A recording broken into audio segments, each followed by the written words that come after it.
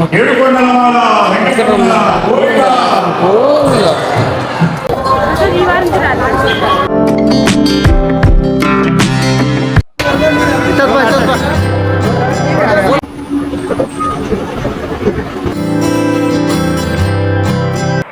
బా ఏముంది గ్రీనరీ అదిరిపోయింది అనుకోండి. అన్నదాన సత్రానికి అయితే వచ్చేసినాము. చూడండి ఎంత బాగుందో పిక్చర్. నాకు ఇక్కడ వడ అయితే భలే నచ్చిందండి.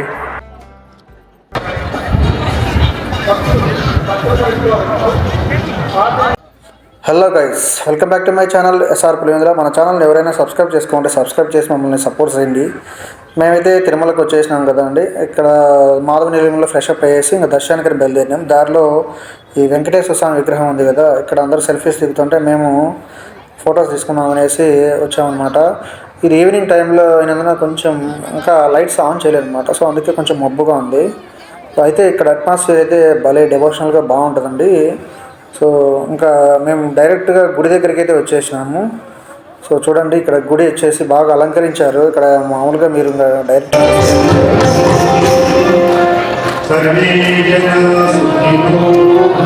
తినేస్తే ముందు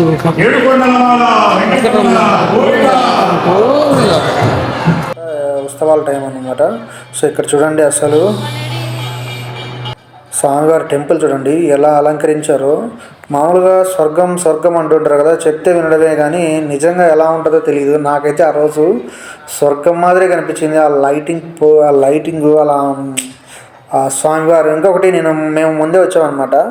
సో ముందు ఫస్ట్ వచ్చినప్పుడు అంటే ఈ వీడియో తీయడానికి ముందు మేము కెమెరా తీసుకోకుండా వచ్చేసినాము. సో అందుకనేసి అప్పుడు కొన్ని క్లిప్స్ అయితే మిస్ అయినా. అప్పుడు స్వామివారి ఊరేగింపు జరిగింది, అలాగే 2 ఏనుగులు వచ్చాయి. సో ఆ క్లిప్పు మిస్ అయిందండి. అప్పుడు కన్నా తీసింటే ఆ వీడియో రేంజ్లో ఉండు అంత బాగా వచ్చిందనమాట. అంటే ఏనుగులను అంత దగ్గర నుంచి చూసాము, అయినప్పటికీ పర్లేదు. అయితే ఆ ఫీల్ అయితే నేను బాగా ఎంజాయ్ చేసిన డైరెక్ట్గా చూసినప్పుడు. ఇక్కడ చూడండి స్వామివారి టెంపుల్ దర్శనానికి అందరూ వచ్చారు. ఎంత బాగుంటుందంటే అసలు ఆ రోజు నా జీవితంలో మర్చిపోలేను. అయితే మేము దర్శనానికి ఇక్కడ అంత మంచి ఫీల్ వచ్చింది, కానీ తర్వాత భోజనం చేసి లాకర్స్ దొరక్క, రూములు దొరక్క అప్పుడైతే చాలా ఇబ్బంది పడినాం. బట్ ఓకే, ఏదైనా కొంచెం మేము ప్లాన్డ్గా ఏమి వెళ్ళలే. సో ఎట్లా పడితే అట్లా మామూలుగా నార్మల్గా వెళ్ళిపోయినాం అనమాట. అందుకనేసి మాకు దేవుడైతే చుక్కలు చూపించినాడు. పర్లేదు, ఏదైనా అంత ఈజీగా దర్శనం కూడా ఈజీగా అయితే అంత మనకు ఫీల్ ఉండదు కదా. సో దర్శనం అయితే మాకు బాగానే జరిగింది. బాగా అంటే ఫాస్ట్గా ఏం దొబ్బేలే. ఇక్కడ చూడండి ఆంజనేయ స్వామి అనుకుంటాడా లైటింగ్లో. అయినా కానీ చూడండి ఇక్కడ చూడండి స్వామివారు ఆ పక్క ఈ పక్క అమ్మవార్లు ఉన్నారు. లైటింగ్ పెట్టారనమాట. ఇది కోనేరు పక్కనే ఉంటుంది. కోనేరు అంటే అదే పుష్కరిణి అండి, పుష్కరిణి పక్కనే ఉంటుంది. ఇక్కడ చూడండి ఈ లైటింగ్ అయితే ఒక రేంజ్లో ఉంది.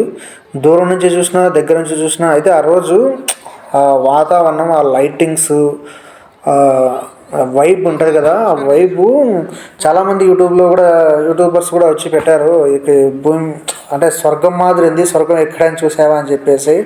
సో అలా ఉందన్నమాట. అంటే వీళ్ళు ఏదో ఛానల్ ఉంది కదా, చిత్తూరు వాళ్ళు స్లాంగ్ మాట్లాడుతుంటారు. ఆ ఛానల్ అన్బీటబుల్ కల్చర్ అని వాళ్ళు చెప్తారు కదా, స్వర్గం ఎక్కడైనా చూసామని చెప్పేసి. సేమ్ నాకు కూడా అలాగే అనిపించిందండి ఆ రోజు పోయినప్పుడు. అయితే స్వర్గం మాదిరి అనిపించింది. ఇక్కడ చూడండి అసలు ఎన్ని ఏర్పాట్లు చేసినారని. అంటే నేను ఫస్ట్ అంటే ఇంతకుముందు ఈ వీడియో తీయడానికి ముందు నేను అంటే కెమెరా తీసుకోకుండా వచ్చాను అనమాట. అప్పుడు వచ్చినప్పుడు స్వామివారు ఊరేగింపు జరిగింది, ఏనుగులతో సహా వచ్చాడనమాట స్వామివారు. అప్పుడు ఇంకా బాగా అనిపించింది చూసినప్పుడు. కాకపోతే నా చేతిలో కెమెరా లేదు, ఇంకా పోయి తెచ్చుకునేదానికి దూరం అయిపోయి నేను తేలేకపోతే. ఇక్కడ చూడండి పుష్కరిణి, స్వామివారి పుష్కరిణి చాలా ప్రశాంతంగా ఉంది.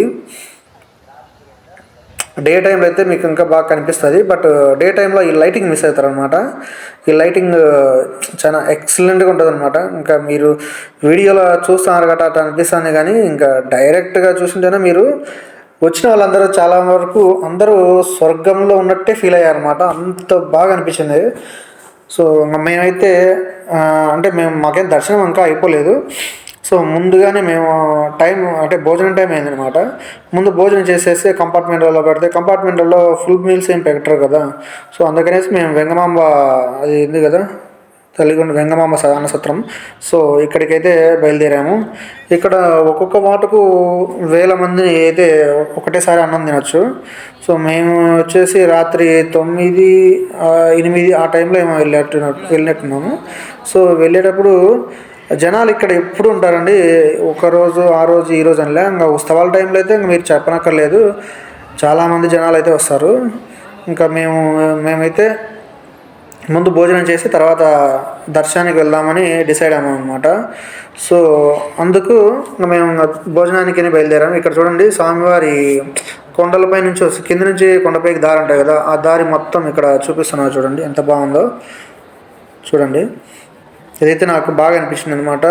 పెయింటింగ్ మరి పిక్చర్ ఎలా తీశారేమో కానీ, ఆ పక్క గరుత్మంతుడు, ఇటుపక్క వచ్చేసి ఆంజనేయ స్వామి సగం సగం ఉంటారనమాట. అయితే మధ్యలో అంటే ఈ అన్నదాన సత్రం ఉంటుంది కదా, ఆ అన్నదాన సత్రం మధ్యలో పెట్టారు చూడండి. సో అది కాక అక్కడ గ్రీనరీ మెయింటైన్ చేయడం చాలా బాగా అనిపించింది. ఎందుకంటే ఈ పెద్ద పెద్ద బిల్డింగ్లలో అక్కడక్కడ గ్రీనరీ ఎందుకు మెయింటైన్ చేస్తే చూడడానికి కొంచెం పీస్ఫుల్గా ఉంటుంది కదా, మొత్తం బిల్డింగ్సే లేకోకుండా. సో అట్లా అనమాట.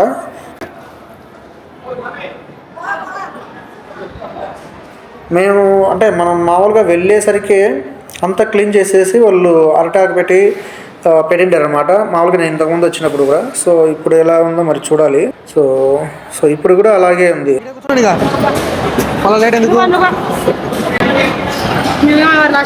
మా మామ రాలేడులే, ఇప్పుడు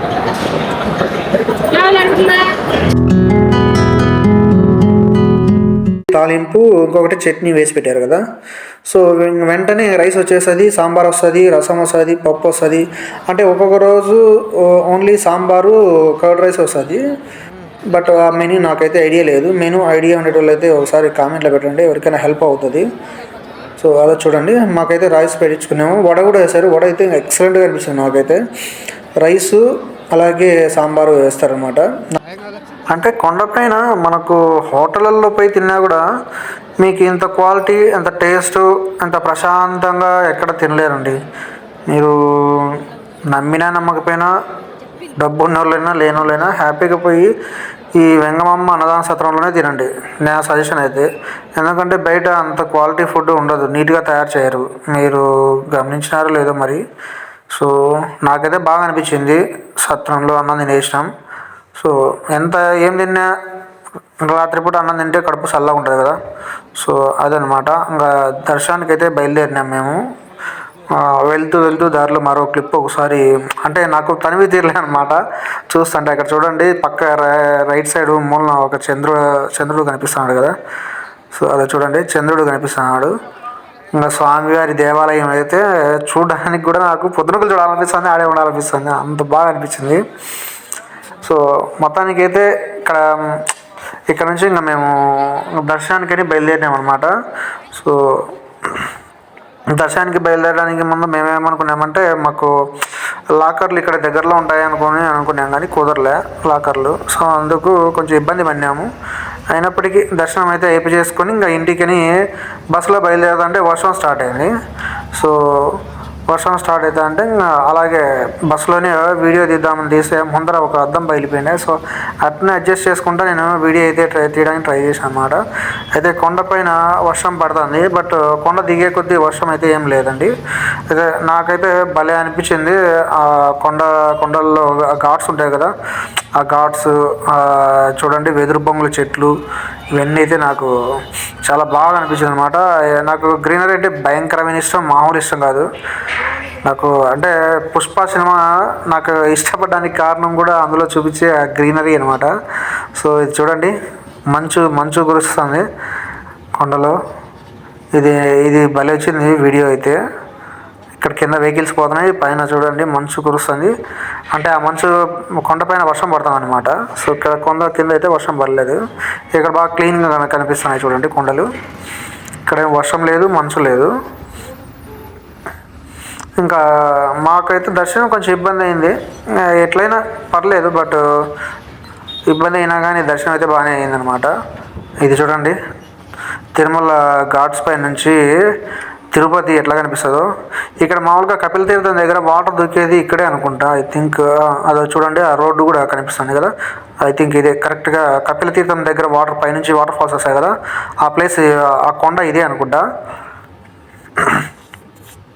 ఆ సర్కిల్ దగ్గర నుంచి ఎదురుగా వస్తుంది కదా, అదే సేమ్, డౌట్ ఏం లేదు, అదే అనుకుంటాను నేను. సో చూడండి పైనుంచి అంత ఎట్లుందో చూడండి, సిటీ అయితే భలే అనిపిస్తుంది. అయితే నాకు తిరుపతి కంటే తిరుమల కొండపైన వాతావరణమే బాగా నచ్చుతుంది అనమాట. తిరుపతిలో కొంచెం వేడి ఎక్కువ ఉంటుంది, శాఖం వచ్చి అనమాట.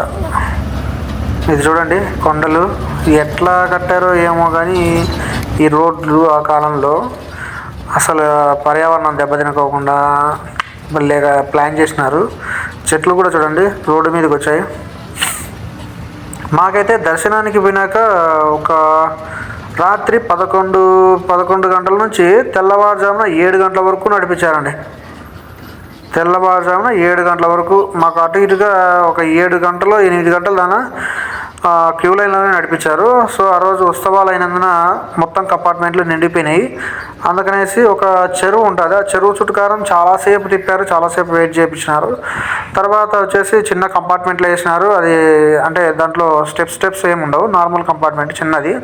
సో దాంట్లో 1 గంట పనుకునే తర్వాత మళ్ళీ పెద్ద కంపార్ట్మెంట్స్ ఉంటాయి కదా, ఆ కంపార్ట్మెంట్స్లో ఖాళీ అయిన కంపార్ట్మెంట్స్లోకి వేసినారు. సో అక్కడ మేము వెళ్ళేతలకి 7:30 8 అయింది అనమాట. సో 8 అయినప్పుడు మాకు దర్శనం 12 గంటలకు ఇచ్చారు. ఆఫ్టర్నూన్ 12 అవుతుందని 12, 11 ఆ మధ్యలో అలాంటి టైం ఇచ్చినారు. బట్ అయితే మాకు 11 గంటలకల్లా దర్శనానికి వదిలేశారనమాట. అంటే మేము ఏమనుకున్నామంటే ఇంకా ఇప్పుడే కాదేమో అనుకోండి. ఇక్కడ చూడండి ఇదే శ్రీనివాస కాంప్లెక్స్, బస్ స్టాండ్కు ఎదురుగానే ఉంటుంది అనమాట. ఎవరైనా ఫ్రెషప్ కావాలంటే ఫ్రెషప్ అయ్యి ఇక్కడ నుంచి వెళ్ళొచ్చు అనమాట. సో అట్లా మాకు 11 గంటలకు వదిలినారు. 11 గంటలకు వదిలిన తర్వాత దర్శనానికి నేనైతే చాలా హ్యాపీ అయినా. అయితే నేను 8 గంటలకు నిద్రపోయినా. 8 గంటలకు నిద్రపోతుంటే 11కి లేచిన, డైరెక్ట్ దర్శనం టైంకి లేచిన అనమాట. ఇదిగో బస్ స్టాండ్కి అయితే వచ్చినాం. ఇంకా మనం ఇంటికైతే బయలుదేరాలి. ఓం నమో వెంకటేశాయ. మన ఛానల్ని ఎవరైనా ఫస్ట్ టైం చూస్తుంటే సబ్స్క్రైబ్ చేయండి, సెకండ్ టైం చూసినా కూడా సబ్స్క్రైబ్ చేయండి ప్లీజ్. లైక్ చేయండి, షేర్ చేయండి, సబ్స్క్రైబ్ తప్పకుండా చేయండి. సో మీరు సబ్స్క్రైబ్ చేస్తే నాకు సపోర్ట్ అవుతుంది అనమాట.